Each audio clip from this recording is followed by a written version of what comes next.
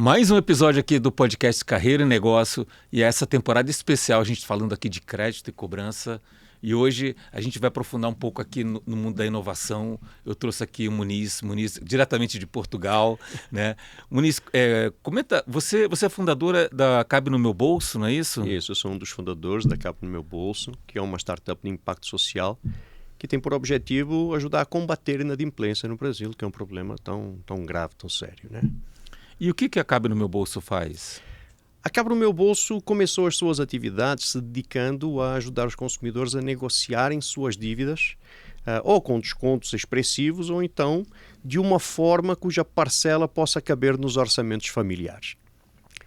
Nós somos muito sensíveis à realidade do cidadão brasileiro, entendemos profundamente a psicologia do devedor e então buscamos soluções para ajudar essas pessoas a estruturar a sua vida financeira de forma que possam se livrar das dívidas e seguir o caminho de devedor até poupador. Uhum. Mas, por exemplo, se eu tiver com uma dívida, né? Estou devendo no cartão, estou devendo Perfeito. uma conta, como é que é essa engenharia assim, para estruturar essa dívida? O que acontece? Eu tenho que... dá um pouco mais assim Vou de... te dar. Nós somos um canal de autoatendimento, um portal na internet, onde os consumidores podem consultar as dívidas que têm disponíveis para negociar com a nossa tecnologia e aí, ao escolher negociar uma dívida, a nossa tecnologia se conecta com as dos credores para encontrar uma alternativa de parcelamento ou de desconto que seja adequado para esse consumidor. Então, a sua audiência que está em casa e tem alguma dívida que quer negociar, chega no nosso portal, no cabenomeubolso.com.br, se autentica com o CPF, data de nascimento, avalia o que tem lá passível de negociação e verifica qual é a melhor alternativa de negociação daquelas que nós já oferecemos, que normalmente são as que têm maior desconto. Caso o valor que tem maior desconto não sirva para o orçamento dele, para o momento dele, ele pode fazer uma contraproposta ao credor e a nossa tecnologia se encarrega então de fazer a negociação e de dar uma devolutiva. Depois de feito o acordo de negociação, nós temos um concierge que auxilia o consumidor a manter na lista de prioridades dele o pagamento daquelas parcelas para que ele não esqueça e aquelas condições não sejam perdidas. Uhum. Então, por exemplo, se eu estiver devendo em vários lugares, então estou devendo no banco, estou devendo numa Casas Bahia, numa Telefônica da vida, alguns essas empresas que têm um convênio, né, que participem do Cabe do Meu Bolso, elas informam condições para negociação, né? E aí quando eu consulto, uma parte, se eu, sei lá, eu posso ter 10 dívidas, eu vou ter 7, 8 dívidas cadastradas no site, Perfeito. Isso? Você pode ter algumas das suas dívidas no site e lá encontrar condições especiais, condições adequadas para você negociá-las e se livrar dessas contas atrasadas para sempre. E se eu chego e não tenho, por exemplo, olha, eu estou devendo, mas eu preciso, eu consigo pagar só uma parcela um pouco menor nos próximos meses, e isso está previsto, não está? Como é que funciona? Está previsto fazer uma contraproposta aos credores. Nós acreditamos que a negociação de dívidas é um meio do caminho, um ponto de equilíbrio onde credor e consumidor precisam chegar. Nem sempre isso é possível, né? Mas nós permitimos que o consumidor informe ao credor qual é o valor de parcela que cabe no seu bolso. E aí a nossa tecnologia procura alguma alternativa dentro das condições do credor que se adeque às possibilidades financeiras deste consumidor. Quando é possível, o acordo é selado. Quando não é possível, aí o consumidor precisa partir para outros aspectos, né, da gestão orçamentária dele, que é se estruturar um pouco melhor para ter condições de se livrar das contas. E que estágio que está a startup? Está em fase de produção já. Nós fizemos um MVP no ano passado, no início do ano passado, foi muito bom. Entramos em produção com uma grande telecom, é o nosso maior cliente, e estamos buscando sempre mais parcerias com empresas credores para aumentar o leque de ofertas que entregamos aos consumidores. Uhum. E aí, nessa linha, assim, né? O que você vê, assim, de diferencial, né? Pensando um pouco no final acaba indo para o caso de startups, né? Por exemplo, tem uma Quero Quitar da vida, né? Tem. Qual seria a diferença, assim, né? Tem. O que... Nós acreditamos que a diferença do Cabo do Meu Bolso para as demais é o olhar que nós colocamos no problema. É o relacionamento com o consumidor que está inadimplente. A forma como nós nos comunicamos com ele, a forma como nós o acolhemos e a forma como nós o ajudamos, de fato, a pagar as parcelinhas para se livrar das dívidas. No fundo, a entrega de todos os players é a mesma, é a arrecadação na conta do credor. Tá? Uhum. Mas a relação com o consumidor é aquilo que muda, né? Você tem o mesmo celular sendo vendida por diversas lojas de eletrodomésticos no país, né? Mas o consumidor tem preferência por uma em detrimento da outra, porque lá ele é melhor atendido, é melhor tratado, fica mais próximo da casa dele. Então, consumidores se identificam com um ou outro player em função do relacionamento que conseguem construir. O nosso diferencial nesse momento é esse. Uhum. E como é que vocês medem esse diferencial, né? Assim, estou entendendo que você está cobrando e você está me dizendo aqui que além de você cobrar, a pessoa que você está cobrando, ela está mais satisfeita do que se estivesse sendo cobrada diretamente pela empresa ou por alguma outra startup, né? A gente mede se está indo no caminho certo ou não. Não nos preocupa medir se somos melhores ou não melhores do que os nossos concorrentes. Nos preocupa entender se estamos atendendo o nosso cliente de forma adequada. E isso se mede com NPS e se mede com as taxas de conversão a cada etapa do funil, né? As evidências que nós temos é que estamos tendo bastante sucesso no estabelecimento dessa relação boa. Tá? É importante também entender que no nosso modelo mental como empresa, o nosso goal não é simplesmente negociar a dívida e entregar alguns reais na carteira do credor. O nosso goal é restabelecer uma relação de consumo entre o consumidor e o credor. Veja, se nós não tivermos a capacidade de aumentar o lifetime value de cada consumidor, a nossa contribuição para o negócio do credor vai ser muito limitada. Então, nós precisamos criar uma condição ali quase que uma condição emocional, uma condição de criação de vínculos emocionais entre o consumidor e a marca, para que ao final do processo de negociação, o consumidor se sinta tão satisfeito que ele queira permanecer na esteira de faturamento da marca. Esse é um outro posicionamento que nos diferencia um pouco dos demais. E um devedor que está sendo cobrado tradicionalmente, né? Sim. Eu entendi que na startup o caso aqui é muito mais um autoatendimento, né? Perfeito. Mas assim, o cara que está sendo cobrado via call center, o que pensa essa pessoa que está sendo cobrado, né? Como é que você construiu eu estou entendendo aqui que um dos diferenciais é a jornada, a experiência do consumidor, né? Então, olha, eu não estou preocupado em quantas chamadas eu estou fazendo, quanto que eu vou recuperar, eu estou olhando no longo prazo e se ele, sei lá, você falou de telecom, se ele continua mais um ano na telecom, em vez de sair para outra, você tem um ganho implícito aqui que pode ser maior do que o valor do que ele está devendo naquele momento, né? Como é que você constrói essa jornada, né? Assim, por que você conseguiria aumentar a retenção, a satisfação desse consumidor, né? Onde que está a lógica, pelo menos? Não precisa contar o segredo, mas a lógica... Não, mas o segredo não é tão segredo quanto isso, né? Nós criamos experiências com pessoas na medida em que entendemos as suas motivações e os seus cenários.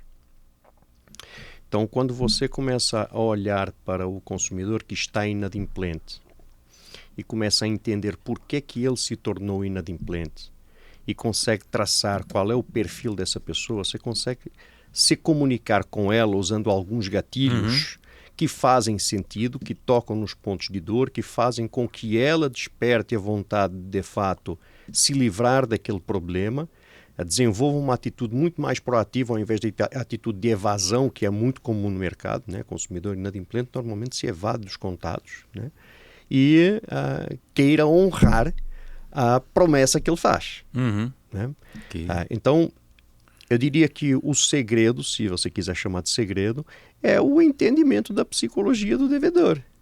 E se relacionar com aquela pessoa de uma forma responsável, de uma forma honrosa, de uma forma gentil, lhe dando o que ela precisa.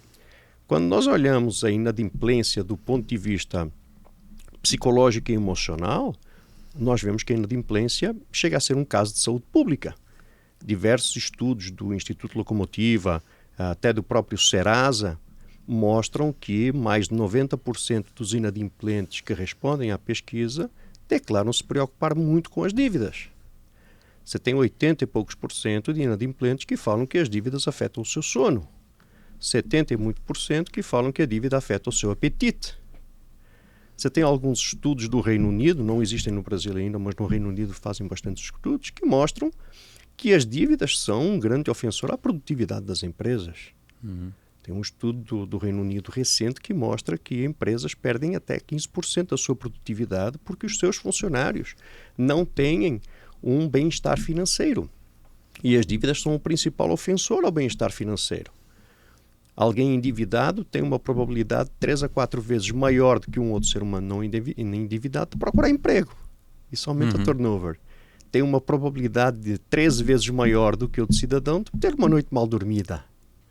Então, quando você começa a entender que esta pessoa não se tornou inadimplente por maldade, por falta de caráter, mas por alguns percalços na vida, e você começa a entender o que ela sente, o que ela pensa, o que ela escuta também, você consegue criar um relacionamento diferente mudando a comunicação, mudando a intensidade dos contatos, mudando o teor da conversa, chamando a atenção para alguns benefícios que ela terá ao se livrar da inadimplência e até mesmo a ajudando a se preparar para o momento dela pensar em se livrar da inadimplência, porque muita gente não tem uma capacidade orçamentária ainda para negociar uma dívida, vai ter que conviver com ela durante mais algum tempo. Né? Esse olhar mais humano é que faz o nosso tempero. Entendi. E é aquilo que faz a nossa diferença. Não é a tecnologia, não é o processo. A tecnologia e o processo são consequências deste olhar diferente para o problema da inadimplência. A gente enxerga esse problema como um problema socioeconômico. Eu falei só da parte social, mas do lado econômico, nós temos algo em torno de 600 bilhões de reais faltando nos cofres das empresas brasileiras. Isto aqui precisa ser devolvido à economia. É muito fácil reclamar que o sinal de uma determinada operadora de telecom não funciona. Difícil é olhar que estão faltando bilhões de reais no cofre dessa empresa por conta da inadimplência. Então, a inadimplência ela afeta a possibilidade de investimentos. A inadimplência ela impede que as empresas contratem mais gente e remunerem melhor. A inadimplência impede que as empresas distribuam mais lucros aos seus acionistas. E esse dinheiro no mercado faria a economia gerar um pouco mais. Então o problema é bastante amplo. Eu acredito que é esta nossa visão diferente que faz com que o cabo no meu bolso entregue os seus resultados. Tá, então assim, pelo que eu consegui assim, construir mentalmente, né? Estou trabalhando aqui um pouco com contraste, né? Então, se eu pego uma abordagem tradicional de cobrança, eu estou preocupado com produtividade, com taxa de conversão, com script, etc. e tal, né? Aí eu estou entendendo aqui que você traz um outro olhar. Olha, deixa eu entender o que está acontecendo com a pessoa que está devendo e como que eu consigo ajustar ou equacionar algum tipo de solução, né? Sim, mas isso como instrumento para produzir resultados melhores. Porque, veja, o resultado é a mãe de todas as coisas. Nada acontece se não der resultado. E nós somos movidos pelo resultado. A questão é, como é que eu gero mais resultado, né, de um jeito diferente? Porque usando os mesmos princípios, as mesmas técnicas, a probabilidade de encontrar um resultado diferente é muito baixa, né? Então, nós procuramos inovar, né, mudando o relacionamento com o consumidor inadimplente. Agora, quando a gente pensa assim na psicologia do devedor, né, eu vejo assim, eu consigo ver alguns arquétipos, né? Tem um cara que é esquecido, tem outro que é o negociador nato, tem um cara que está enrolado. Como é que você enxerga assim os principais arquétipos dos devedores? A gente vai enxergando pelos primeiros indícios, as primeiras respostas que este consumidor dá às nossas comunicações. né? A gente sai de um baseline onde não conhece nada do consumidor, né? As informações que nós temos são muito, muito poucas, tá? Poderíamos ter mais, né? Acredito que ao longo do tempo, com mais governança de dados dentro das empresas credoras, nós tenhamos acesso a mais informações que nos permitam ter uma visão um pouco mais profunda de cada um dos consumidores. Mas hoje nós temos muito pouca informação, essa é a realidade. Então nós começamos um relacionamento com todo mundo do mesmo jeito, mandando a mesma mensagem. E em função do behavior, né, do comportamento desse consumidor, nós inferimos em classificá-lo em comportamentos diferentes e em mandar mensagens diferentes. Nós quebramos já há muito tempo, né? Isso não fomos só nós, né? O mercado em si quebrou um pouco a lógica da régua de comunicação. Essa régua de comunicação já se transformou numa teia de comunicação há muito tempo, né? Em que a mensagem de hoje é, na verdade, o resultado do comportamento do consumidor às mensagens anteriores. Então, baseado no behavior, né, nas interações do consumidor, no comportamento dele, nas informações que ele nos dá, nós vamos entendendo qual é o perfil deste consumidor. Ninguém que tem uma dívida com 180 dias é uma dessas pessoas que esquece de pagar uma conta. Né? Quem esquece de pagar uma conta tem uma dívida com um ex mais curtinho, né? Mas esta pessoa aqui, ela pode se encaixar em diversos aspectos. Ela pode ser aquele cidadão que está brigando com a empresa e não quer o serviço, pode ser aquele cidadão que ficou sem um serviço, mas ele gosta da empresa, só que ficou sem dinheiro e migrou até para um outro produto da empresa, só que numa modalidade pré-paga, né? E aí existe uma chance de resgatar. E ele vai nos dando esses insights na medida em que vai respondendo aos nossos e-mails. Dependendo do clique, ele vai sendo classificado em perfis diferentes. E esse processo de entender o perfil do devedor é baseado em alguma teoria psicológica, alguma coisa? É empírico? Eu acho que é um negócio mais empírico, tá? A gente usa bastante tecnologia para fazer isso, usa machine learning para fazer a clusterização ainda. É uma técnica antiga, porém ela funciona bem no nosso caso, tá? E a classificação ela se baseia em estudos que eu não vou saber explicar exatamente quais são, porque eu não sou especialista nisso, tá? Associados ao nosso aprendizado de muitos anos. Nós começamos a fazer isso já numa outra empresa em que trabalhávamos há mais de 5 anos atrás. Então, o conhecimento que temos desenvolvido, né, para ser mais assertivos na comunicação já vem de um bocado de tempo. Não, muito bom. E é uma tendência, né? Assim, até inclusive quando fala de crédito, né, você não só olhar o aspecto técnico de crédito, dos números e tal, mas também o comportamento da pessoa, né? Eu acredito que é necessário olhar cada ser humano, né, de uma forma diferente. Eu acredito muito nas ofertas personalizadas e o mercado fala muito isso, da hiperpersonalização, né? Acho que ela é fundamental. E aspectos mais sociais, aspectos mais psicológicos precisam entrar na equação, tá? É um desafio fazer com que isso aconteça, é um desafio transformar esses insights em alguns números, mas é algo que precisa acontecer. A gente vem aprendendo. Como em qualquer inovação, a gente mais erra do que acerta, mas quando acerta faz uma grande diferença. Então, creio que sim. Qualquer aspecto da relação transacional entre uma empresa e um consumidor precisa levar em consideração, né, a particularidade de cada pessoa. Não, muito bom. E aqui o podcast é Carreira e Negócio, né? Então a gente fala bastante do negócio, mas aí vem a curiosidade, assim, como é que você entrou no mundo aí de cobrança e recuperação? Eu caí de paraquedas no mundo de recuperação. Eu sou originário de tecnologia. Eu estou no Brasil tem 29 anos, né? Eu vim direto de Portugal, mas não foi agora, foi em 95. Você falou que eu vim direto de Portugal. E aí o mercado de tecnologia me capturou. Eu me apaixonei por tecnologia, mas sempre trabalhei na área de negócios de tecnologia. Projetos, atendimento, análise de negócio. Nunca fui um desenvolvedor, né?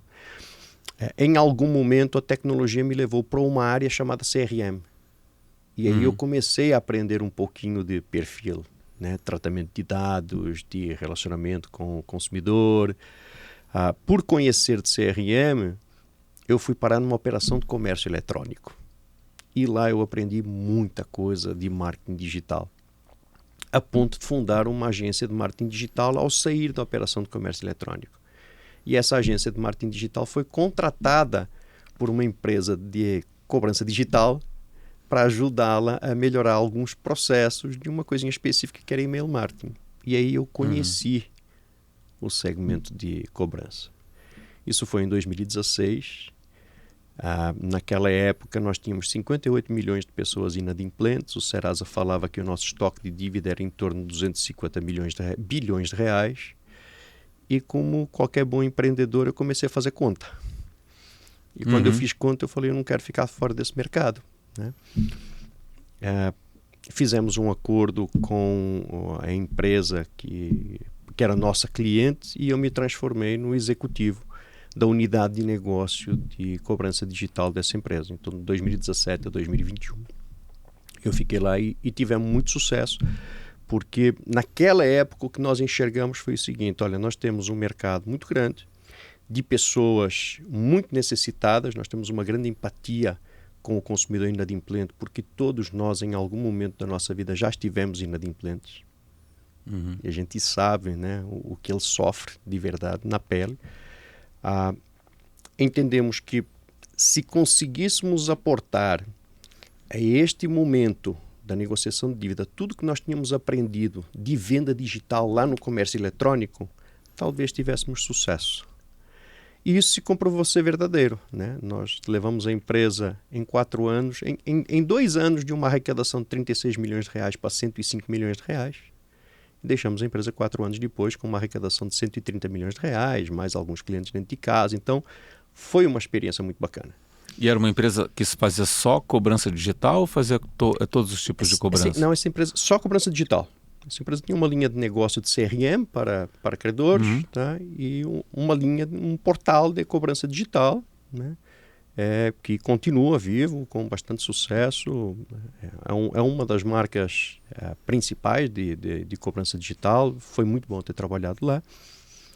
Então, essa experiência me deu a certeza de que eu devia investir um pouco mais da minha vida para resolver esse problema.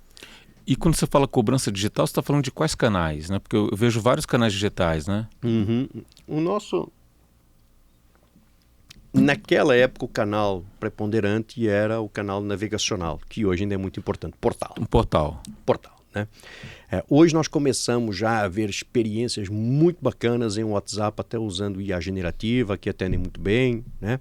E está todo mundo migrando para o conversacional. Eu creio que no futuro o navegacional vai acabar sendo substituído apenas pelo conversacional, porque nós vemos uma tendência clara do consumidor em preferir comunicação assíncrona, em utilizar canais que estão sempre abertos no seu smartphone, como o WhatsApp. Então, creio que esse será o futuro. A experiência muito mais fluida da IA generativa, né, quando bem treinada e operada de forma segura, com guarda-redes que não permitam a IA sair fora do contexto e falar qualquer bobagem, né? Isso já começa a acontecer, já existem experiências de sucesso, tá? Mas naquela época era apenas portal. Então, assim, você se comunica com o consumidor mandando e-mail, mandando SMS, fazendo anúncio no Google, capturando a atenção dele e trazendo para um portal. Hoje não mudou muito, tá? Você continua se comunicando muito com e-mail, pouquinho menos com SMS, porque o RCS está aí, né, com uma mídia mais rica para comunicação, um pouquinho de WhatsApp, que o custo ainda é caro, mas já está diminuindo, né, e trazendo o cidadão para um canal de negociação que é o portal. Em breve, como eu te falei, eu acredito que a coisa vai começar a migrar para o canal de negociação no smartphone, no conversacional. E quando você fala conversacional, via robô? Sim, via robô, sem dúvida alguma. Tá. Não tem como você ter a escala necessária para clientes que têm dívidas simples, né, simples de negociar, se você precisar de ser humanos. Vai ser o robô que vai ter que substituir, que vai ter que fazer isso. E aí da empresa de cobrança digital, você foi para o Cabo no Meu Bolso? Então, eu não fui para o Cabo no Meu Bolso. Eu acabei saindo porque nós acreditamos que o mercado tinha um desafio muito grande, que era o custo, né, de entrar em contato com o consumidor, né? Metade dos orçamentos das empresas de cobrança é gasto em mídia. É para entrar em contato com o consumidor. E aí, quando você fala gasto de mídia, é fazer uma propaganda, aí fala, você está devendo, clique nesse site, É mandar negocie e-mail, é sua mandar dívida. SMS, é mandar RCS, é fazer anúncio no Google, é isso mesmo. Metade do dinheiro é gasto nisso, para encontrar e entrar em contato com o consumidor. E aí, quando você faz essa mídia, você já sabe que a pessoa está devendo? Se tem um lookalike, ou você tem o... Depende como é que chega nesse cara? Então, vamos lá. Quando nós fazemos marketing direto, obviamente nós sabemos qual é o alvo, né? E nos comunicamos direto com o alvo. Tá bom? Então, quando fazemos e-mail marketing, quando fazemos SMS, quando fazemos RCS, nós estamos nos comunicando com o dado de contato que aquela pessoa tem, né? Pelo menos na que está no banco de dados. Certo. Quando nós vamos para mídias como redes sociais e Google, né? Você tem um pouquinho do lookalike. Então, o Google te permite subir a tua base de clientes e fazer campanhas apenas para aquelas pessoas, tá? Mas sempre tem um pedaço que está fora daquilo. Então, nós sabemos que uma porção da grana do recurso que gastamos em mídia, né, ele é jogado fora. É de pessoas que não têm dívidas no nosso portal. Mas a outra parte que funciona, ela paga a conta, né? Então, não é tudo direcionado, tá? Tem técnicas nas redes sociais, como o lookalike, que você falou, que permitem que a gente afunile e seja cada vez mais assertivo, mas ainda existe um desperdício considerável nos custos de mídia. Tá? Mas, por exemplo, se eu navegar e pesquisar algum país, assim, algum tipo de viagem, todo mundo já sabe que assim, nas semanas seguintes vai pipocar um monte de anúncio, você tem o cookie, vai lá no cookie, etc. Isso também acontece Isso conosco. também, né? Sim, Então... sim, sem dúvida. Estratégias de remarketing, né, ou de retargeting também acontecem, tá? Então eu sei que quando você vem no meu portal, faz um login, entra no portal e não negocia a sua dívida, a partir daquele momento, mesmo em sites que não tem nada a ver comigo, você vai começar a ver propaganda do Cabo no Meu Bolso te convidando a voltar e olhar, consultar uma oferta mais atualizada, com um pouco mais de desconto, com um pouco mais de parcelamento, tentar alguma coisa diferente. Isso aí Tá. E aí você estava comentando que esse era o grande gasto. Esse era o gasto, então nós resolvemos fundar um hub de dívidas. Né? Qual era o conceito desse hub de dívidas? Nós temos de um lado empresas com muita carteira, que são as empresas de cobrança. Do outro lado, nós temos um conjunto de players digitais que têm acesso a consumidores, que são os bancos digitais, que são as grandes plataformas de comércio eletrónico. Né? Essa turma tem o consumidor. Vamos construir uma API que junte todo mundo. E nós construímos essa API. Então, permitia que o Nubank, por exemplo, oferecesse ao seu consumidor informações das dívidas que ele tem para negociar nos múltiplos portais, né, de cobrança digital do Brasil. Tem isso aqui no Serasa, tem isso aqui no Quero Quitar, que você falou, tem isso aqui no Cabo no Meu Bolso. Quer negociar o quê? Eu creio que essa iniciativa ela aconteceu antes da hora, porque a resistência cultural para ela foi muito grande. Mas no meio do caminho, esse nosso cliente de telecom olhou o que a gente estava fazendo e falou, olha, tem alguma coisa aí que me interessa. O teu modelo, né, de relacionamento, né, que vocês fizeram, nós fizemos um portalzinho apartado para ser também um instrumento de negociação. Esse teu modelo parece diferente no mercado, porque você pergunta ao consumidor quanto você quer pagar. E a gente gostaria de testar. E aí nós pivotamos totalmente o negócio e hoje operamos apenas a operação o portal do Cabo no Meu Bolso. Então eu não sei exatamente de uma para outra, teve aqui um hiato no meio, mas um cavalo branco selado passou na nossa frente e nós precisamos montar. E aí pensando em startup, aí pensando em startup, então você tem talvez um cliente majoritário, né? Isso. Onde, logicamente, deve ter uma carteira relevante e você está testando uma hipótese, né? Que a gente já discutiu um pouco e aí, na verdade, já validou, mas tem que saber agora o economics dessa hipótese. Isso. Né? E aí estamos sempre buscando outros credores para fazerem parte do portfólio, porque o foco precisa ser no consumidor. Né? Nós atendemos os interesses do credor, mas sempre através do consumidor. É importante entender que não existe negociação de dívida se o consumidor não quiser negociar a dívida dele. Né? Então tudo parte dele. Pensando em ampliar os serviços para o consumidor, nós estamos sempre buscando mais parceiros que queiram trazer as suas carteiras para a gente dar mais ofertas ao consumidor e se tornar mais relevante no mercado, né? Porque um dos critérios de relevância de uma operação dessas no mercado é a quantidade de dívidas que você consegue resolver para o consumidor. Uhum. Agora, as dívidas, né? Então, tem uma parte das dívidas que é consolidada pelo Banco Central, se você está devendo para uma instituição financeira, tem uma série de dívidas que estão dispersas, né? Então, pensando aqui, eu posso estar devendo para uma loja, boletos e outras coisas, uma utility, a gente falou de telecom, assim, não adianta para eu devedor, eu resolver um caso e continuar com vários outros pendentes, né? Então, assim, eu vou continuar na mesma situação, né? Vamos lá. Eu diria que é uma questão, não é de estratégia do consumidor, mas é quase. Dificilmente um consumidor que tem várias dívidas, né, vai conseguir negociá-las todas de uma vez. Até por uma questão de dotação orçamentária, né? Aí existem diversas técnicas colocadas para o mercado. Uma fala que, olha, não pague nada até que você tenha uma reserva financeira suficiente para negociar à vista com todo mundo e aí se livrar de tudo. Outras falam, negocie, vá pagando aos pouquinhos, porque cada pequeno passo que você dá é um estímulo mental para dar passos maiores. E aí vai depender do entendimento de cada um dos consumidores, né? Apesar de nós entendermos, né, todas as razões que levaram o consumidor a se tornar inadimplente e reconhecemos que ele é um responsável parcial por isso, né, e essa discussão é longa, nós sempre recomendamos que todos os consumidores façam o máximo possível para se livrarem das dívidas o mais rápido possível, porque elas representam um peso invisível, né, uma pedra invisível numa mochila invisível que o cara segura nas costas. Só ao se livrar, né, das dívidas que a pessoa vai sentir o alívio e a diferença de peso que ele estava carregando, né? Então, se livrar das dívidas é importante, inclusive para a saúde mental das pessoas, né? Então, a nossa recomendação é sempre negocie e vá pagando o quanto você puder. Não, perfeito. Nessa linha, né, de saúde mental, né? Como é que você vê, porque mudando um pouquinho do assunto, né? O pessoal fazendo muita aposta, né? Nossa Senhora. E isso vem comprometendo a capacidade de pagamento.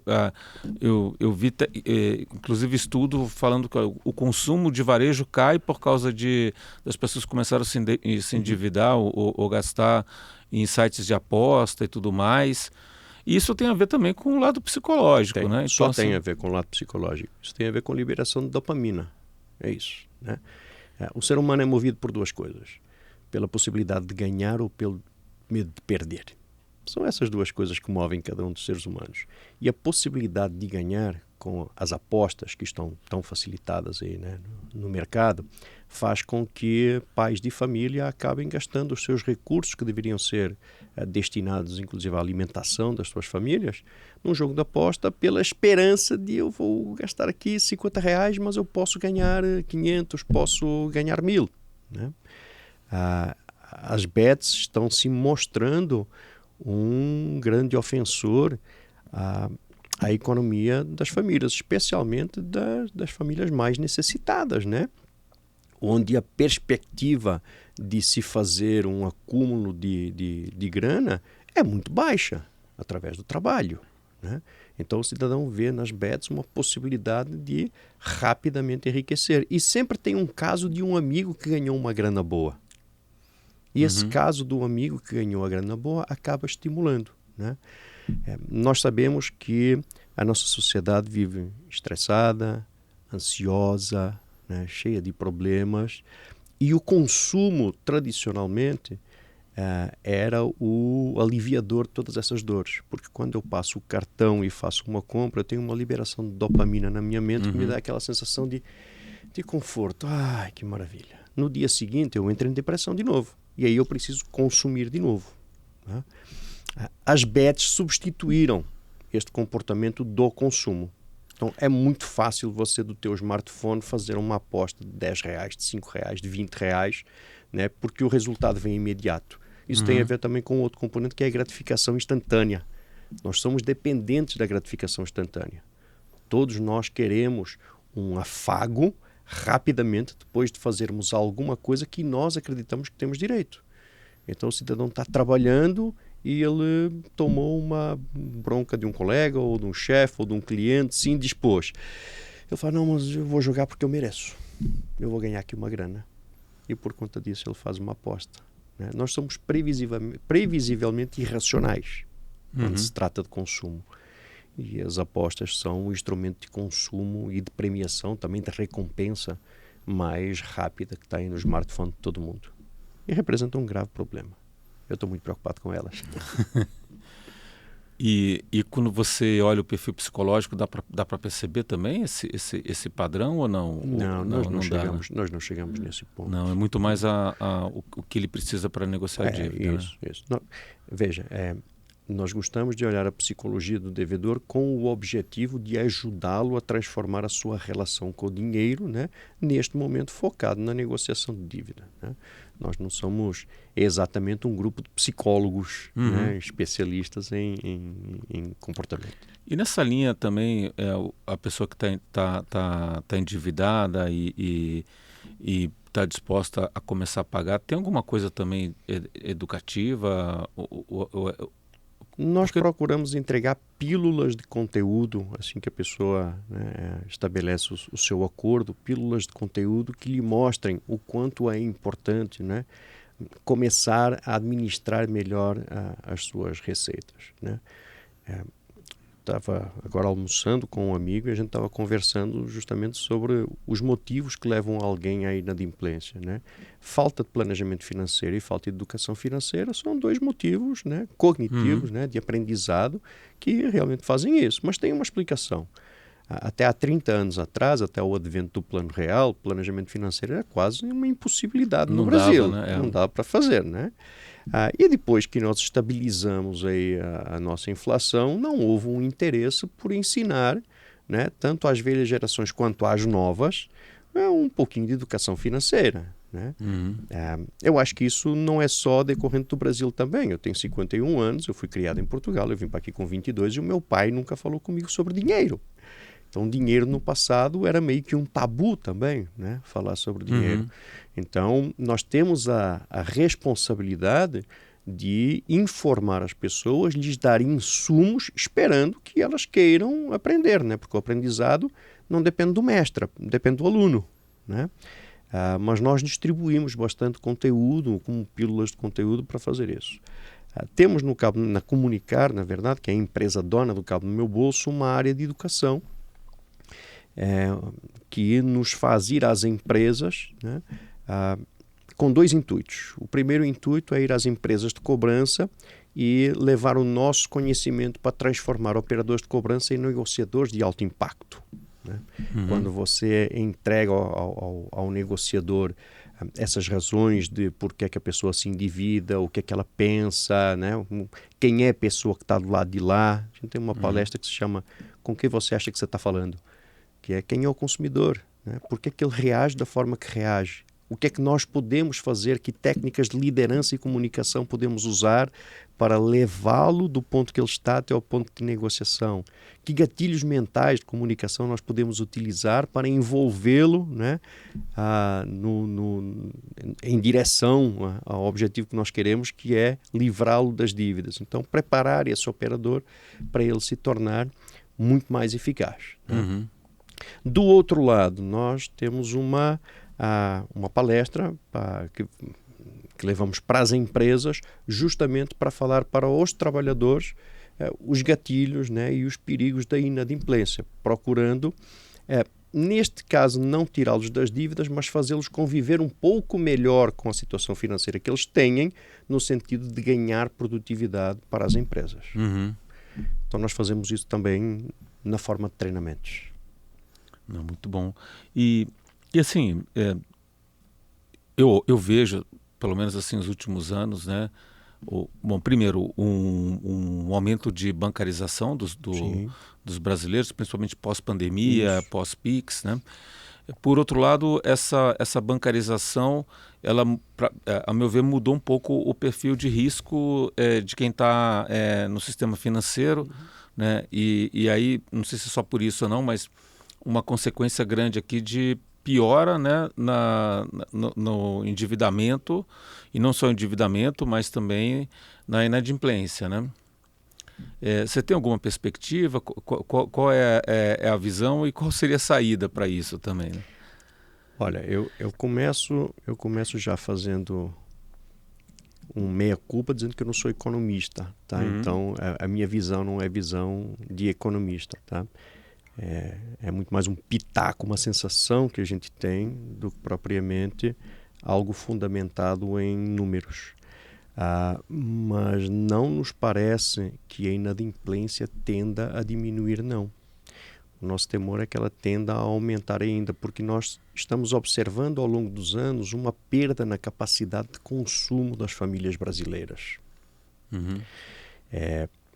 Os salários não têm acompanhado, né, nem de perto o aumento dos preços. Uhum. Então, o consumidor brasileiro, o trabalhador brasileiro, precisa gastar muito mais dinheiro para comprar o que ele comprava antigamente. Em paralelo a isto, nós temos a melhor indústria publicitária do mundo, que mostra a este consumidor que se ele quiser ter uma família feliz, ele tem consumidoriana. E que se ele quiser ser um cara descolado, ele vai usar Nike ou Adidas. E que se ele quiser realmente pertencer a um grupo bacana, ele tem que usar um iPhone. Um Android não serve. Né? Então nós temos uma indústria publicitária que cria aqui uma pressão social, né?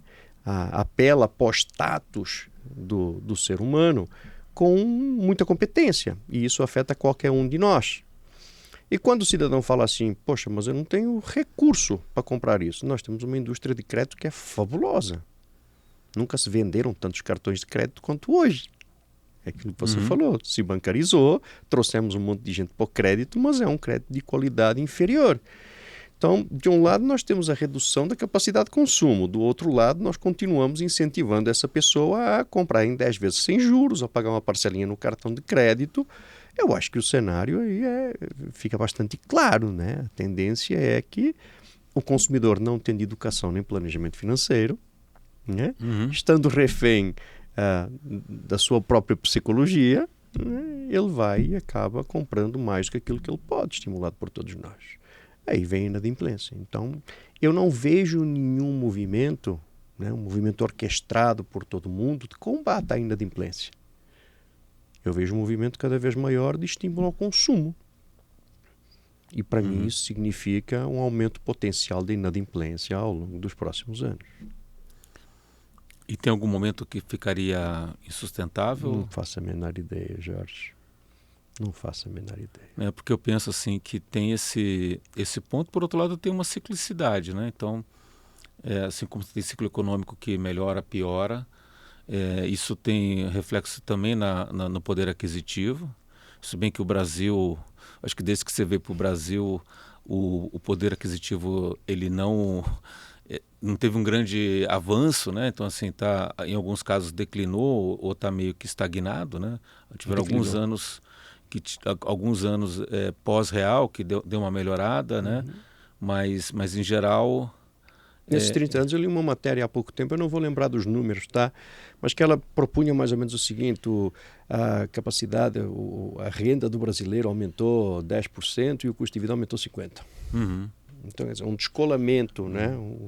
O importante aqui não é o número, mas sim o descolamento entre o custo de vida e a remuneração do brasileiro médio. Então, o fácil de ver isso é quando você pega, por exemplo, o descolamento no longo prazo, né, do dólar versus o real.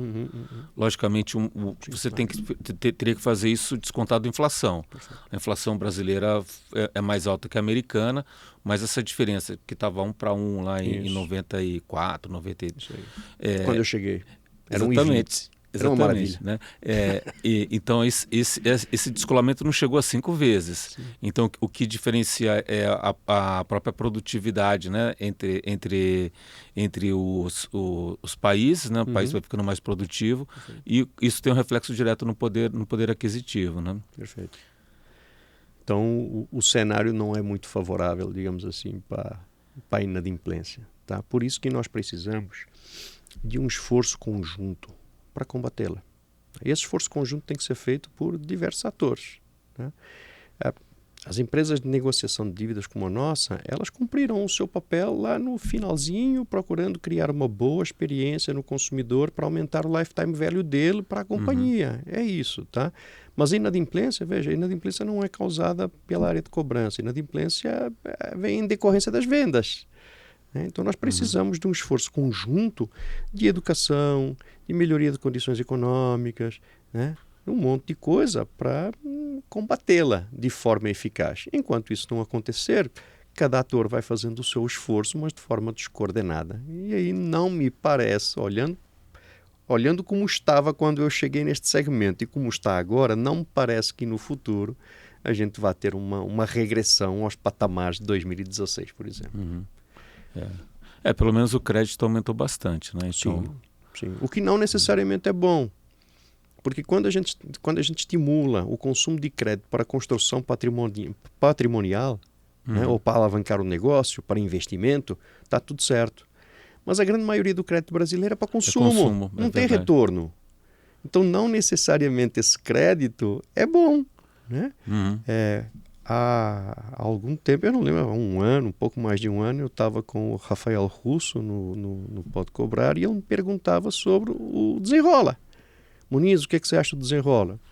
Eu respondia para ele, olha, quem tem fome tem pressa.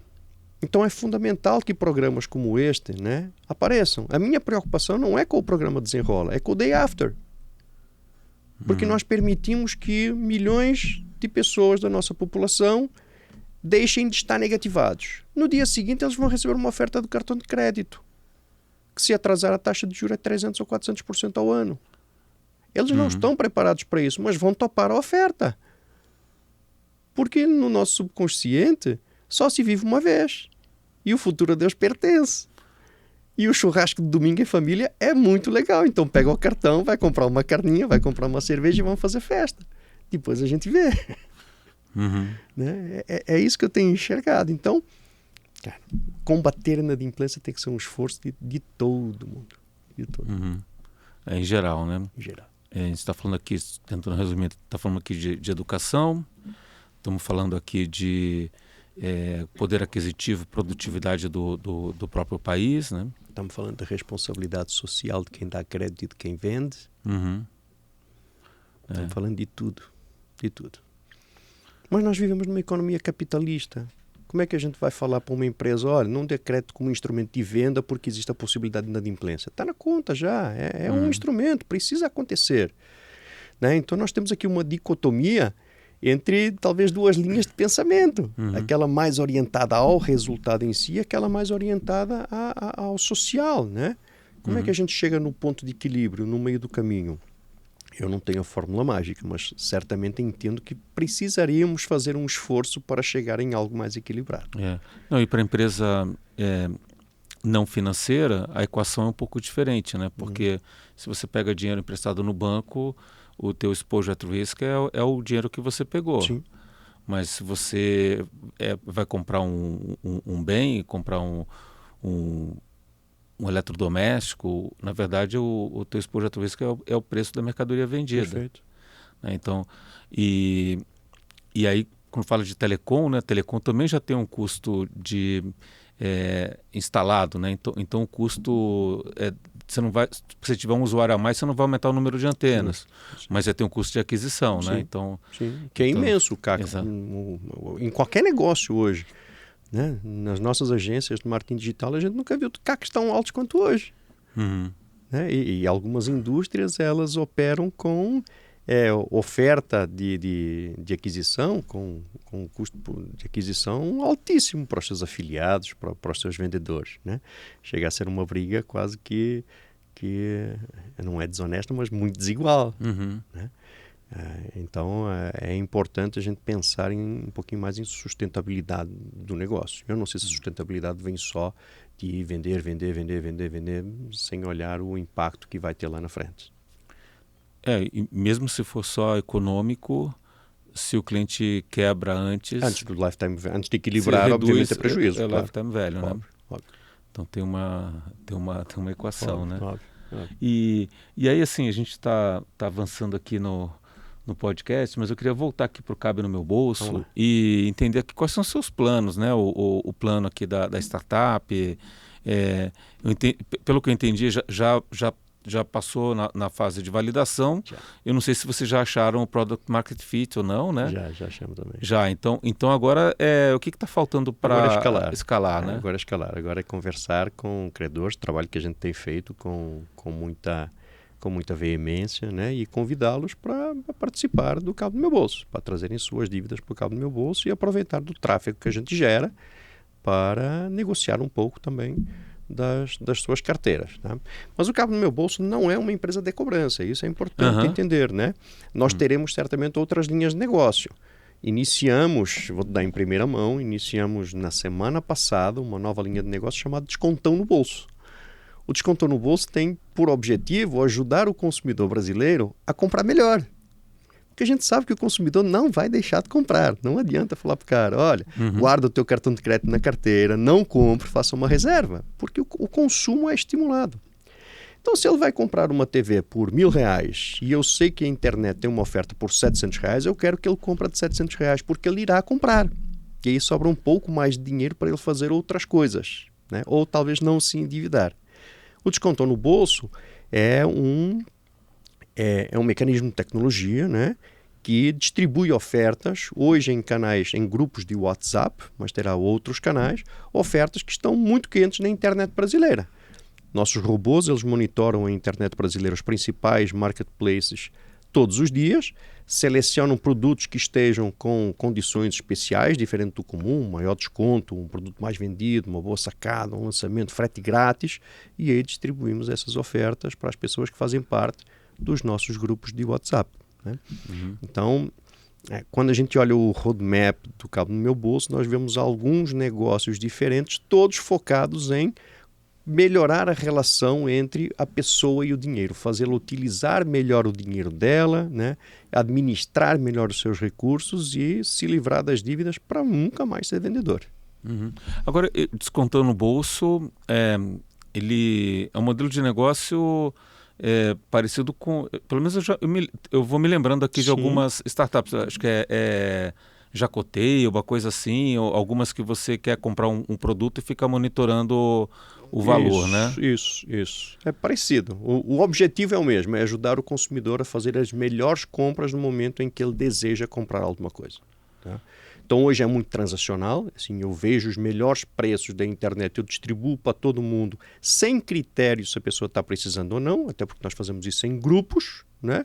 Esperando que se alguém quiser comprar aquele produto, compre pelo melhor preço. Né?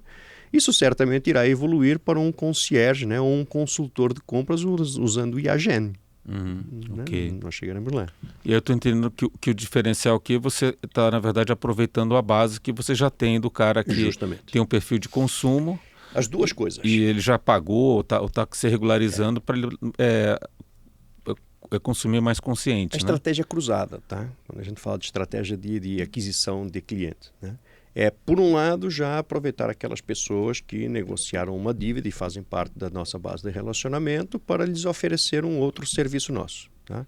Mas também atingir um monte de gente que não está com dívida no Cabo do Meu Bolso para ser negociada e trazê-la para um grupo e aí procurar em algum momento fazer mídia, né, da possibilidade de se negociar dívidas com desconto ou parcelamento por uma parcela que caiba no bolso do consumidor dentro desses nossos canais. Então é uma forma de gerar mais relacionamento com mais pessoas por um custo de aquisição melhor do que o custo de aquisição que a gente tem para trazer consumidores para negociar dívidas. E aí você reduz o custo de aquisição do futuro cliente do Cabe no Meu Bolso, isso, né? Perfeito. Entendi. Vai criando um ecossistema, né? Isso. A nossa visão é de ecossistema. Isso aí. O desafio aqui é escalar, né? Escalar. É escalar. Né? Mas não existe prazer sem dor, né? No pain, no gain. Então, todo o seu negócio tem os seus desafios. O nosso é esse. O negócio digital, que é um negócio de massa, precisa escalar. Né? É atravessar a linha de arrebentação das ondas. Ou ser adquirido estrategicamente, né? Sim, sem dúvida. Então, mas assim, ainda assim você precisa escalar para ser adquirido por um valor que vale a pena. É pro founder, né? Pro founder, isso. Mas assim, eu tenho várias startups investidas, né? Certo. E tem um custo afundado, né? Do tempo que o founder tá dedicado, Sim, né? Então sim. tem uma hora que para mim o mais... Agora, sob uma ótica de investidor, né? Se o negócio ele não escala e demora para escalar, o custo afundado do founder começa a pesar, né? E não é só o custo. Vamos lá, agora vamos falar um pouquinho então de comportamento do empreendedor, né? É energia. É a tua motivação de continuar no negócio, né? É o compromisso que você tem com a tua família, com a família de quem está com você, de produzir resultado e dar uma visão de longo prazo de que as coisas estão crescendo, de que vale a pena continuar se envolvendo no negócio, passar noites a fio, deixar de participar de um evento do teu filho na escola para ficar trabalhando, sacrificar às vezes uma manhã de sábado, um dia de sábado para ficar trabalhando, fazendo alguma coisa. Então essa energia ela precisa estar sempre em alta quando você tem uma startup. Startup não é movida a dinheiro, é movida a energia, né? Quando os resultados demoram muito para acontecer, e eu sei por experiência própria, porque eu já quebrei uma outra startup justamente porque a minha energia, o meu ânimo foi acabando, né? Ao fim de 4 anos, ainda durei muito, ao fim de 4 anos sem, né, tracionar como era esperado, a gente falou, olha, não enxergamos mais negócio aqui, a energia vai embora e o negócio simplesmente acaba, né? Então, eu diria que o que pega mais não é o quanto de custo que nós afundamos, né, como empreendedor, mas sim da capacidade de manter essa energia. Mas quando eu falo custo afundado, envolve o tempo e a dedicação. Perfeito. E o sonho, né, que você... A aposta que você está colocando, né? Isso. Mas faz parte, né? Assim, faz parte, é a vida do empreendedor. Né? Então, eu não conheço outra vida, tá? Apesar de ter sido executivo, eu comecei minha formação empreendedora de pequenininho, né? Meu pai era funcionário de uma empresa, mas sempre tinha um negócio dele, onde ele trabalhava depois de sair do seu emprego até às 8 da noite e aos sábados, todos os dias. E eu lembro que com 5 anos, 6 anos, a minha diversão de sábado era ir trabalhar com meu pai. Então, ali começou a minha formação empreendedora. Nas rodas de conversa, nas refeições lá de casa, quando se conversava sobre a relação de trabalho e capital, era sempre sob a ótica de quem paga a conta e nunca de quem recebe salário. Então, eu fui me formando naturalmente para ser um empreendedor, né? A minha vida profissional ela tem oscilado sempre em um pouco como executivo do mercado. Aí eu cumpro minha missão na empresa, entrego a bola, saio e fundo uma empresa minha. E aí termino essa empresa, volto para o mercado, né, entrego mais um pouco de valor a quem me contrata, aí eu saio e fundo outra empresa minha, porque eu não consigo ficar fora do mundo do empreendedorismo. Parece que é uma cachaça que a gente toma e se vicia. Né? E é muito divertido no final, né? Você realizar alguma coisa que nunca ninguém realizou, poder materializar, né, algumas coisas que inicialmente parecem absurdas, né? Eu lembro que lá em 2017, quando eu cheguei no mercado de cobrança, tinha um gestor do meu cliente que me falava assim, Muniz, está errado. Quem bate mais recebe mais cedo. E nós fomos contra tudo e contra todos, querendo mudar a forma de relacionamento, voltando ao início do nosso papo, né? Entre o consumidor e a empresa. Isso deu muito certo, virou case, ganhou prêmio, best performance e tudo mais. e teve uma grande contribuição para a tal da cobrança humanizada que hoje acontece na grande maioria das empresas, né? A empresa onde a gente estava foi uma das precursoras disso. A gente teve liberdade para implantar. Obviamente isso aqui tinha um risco, que era o risco de tratar o consumidor, né, com muito carinho e desestimulá-lo a pagar. Tal risco não se concretizou. O que nós vimos foi um aumento, né, no volume de arrecadação, nos resultados. Mas poder colocar em prática, né, no teu negócio algumas dessas maluquices que o mundo olha e fala isso é um absurdo e ter a chance de eventualmente dar certo é muito legal, cara. É meio que um motor que a nos jornada impulsiona. Tem que valer a pena, né? Sim, Então isso que é importante. Como diz um sócio meu das antigas, sócio de vida, as empresas não podem ser fonte de renda.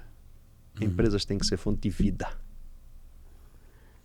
E isso acaba sendo o meu mantra como empreendedor. Minha empresa hoje é minha fonte de vida. A gente acorda todo dia, apesar de todos os desafios que sabemos que vamos enfrentar ao longo das próximas horas, acorda animado para matar mais um leão. E todo dia acontece a mesma coisa. Todo dia matamos um leão e todo dia acordamos animados. Tem alguns momentos de depressão também, né? Como é óbvio, né?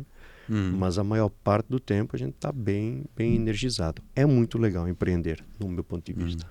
Não, Muniz, acho que é muito bom, assim, primeiro pela essa perspectiva, né, de empreendedorismo e também pela essa vocação de, olha, vamos pensar não na recuperação de uma dívida, mas na recuperação talvez de um devedor, né? De um cliente, isso aí. Sim. Muito bom. E quem quiser te encontrar, te procurar, como é que faz? Olha, eu estou absolutamente disponível no LinkedIn, né? O LinkedIn é o meu canal de relacionamento mais profissional, né, com as pessoas. O meu e-mail é josé.muniz@cabenomeubolso.com.br. O Muniz é com O, de origem lusitana, não de origem espanhola. E esses são os dois canais de comunicação Perfeito. Que eu deixo aí para a galera, se quiser conversar comigo, se quiser trocar figurinhas. Eu gosto muito de ficar aprendendo, né? A gente tem um espírito socrático, a gente só sabe que nada sabe. Então, o mundo anda sempre mais rápido do que aquilo que nós conseguimos acompanhar, né? E trocar ideia, entrar em debate é a coisa mais maravilhosa que tem. Então, me chama, vamos bater papo, vamos trocar figurinha, vamos aprender juntos. Muito bom, muito bom. E para você que está acompanhando aqui essa série, né, do Carreira e Negócio, uma série sobre crédito e cobrança, aqui acho que os episódios foram muitos episódios bastante técnicos, né? E a gente pegou agora um episódio mais humanizado, né? Como é que eu recupero o devedor, né? Como é que eu faço uma cobrança humanizada? Compartilha com quem você acha que precisa ter essa visão, pegar essa perspectiva, né? E segue a gente aqui no canal, segue a gente nessa série. Você que é do ramo, acompanha crédito, cobrança, que acompanha carreira, negócio, segue a gente no canal e até a próxima.